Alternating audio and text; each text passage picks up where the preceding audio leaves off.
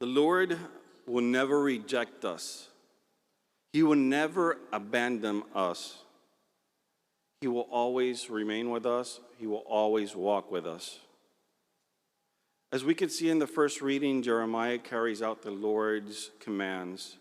And courageously and with faith, unwaveringly, he sounds the voice of the Lord. He shares what the Lord has in store for all of them in that city. And even though he was tempted to leave because they were about to kill him, they were about to hurt him, the Lord stayed with him. And he did not reject what the Lord had commanded. In similar ways, the gospel today gives the same message.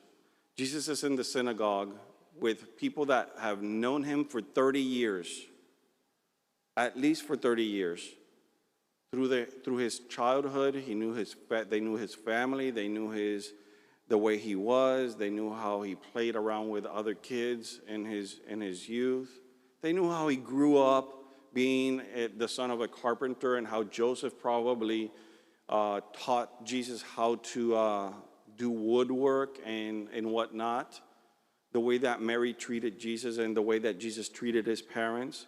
So they knew a lot about him, and they started to thinking that he was a prophet. And then they started attacking him. Who is this guy that does so many things, that says all these words, all these kind words, that is actually doing some miracles out there in the world?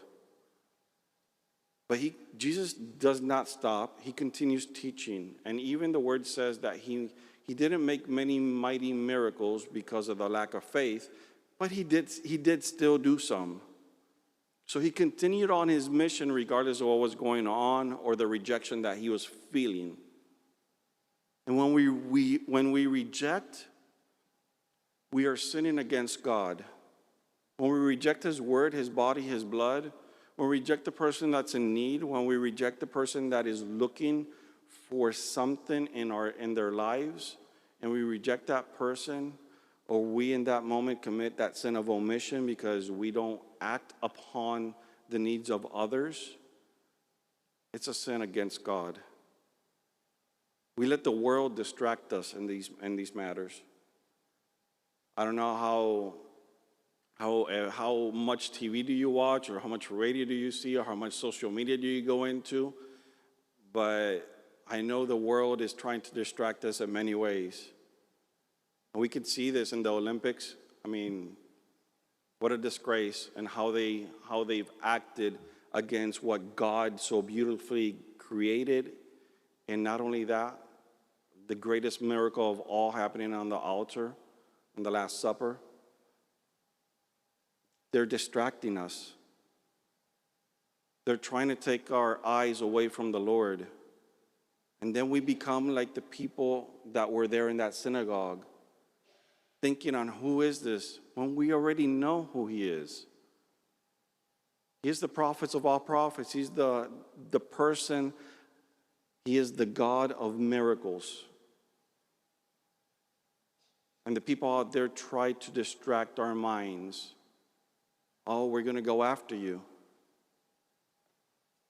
And there's only one message I can give you today, and is this: the Lord will never reject us. The Lord will always be with us, regardless of the distractions of the world, regardless of the sins that we might commit or that we are about to commit, regardless of the way that we act. The Lord will never abandon us. He will always be with us through thick and thin. He will be with us. He is with us right now.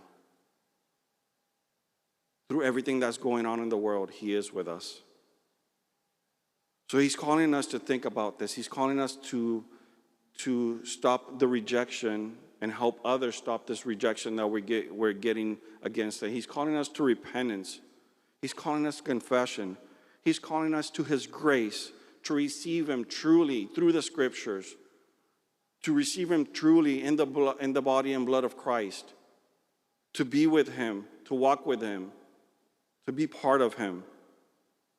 It is only then that when we receive him, it is only then that he could do the miracles through us.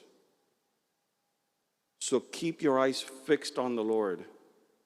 Keep your ears open to his word, and open the hunger of your heart to receive him every chance you get in the Eucharist. The Lord will always walk with you. He will always be with you.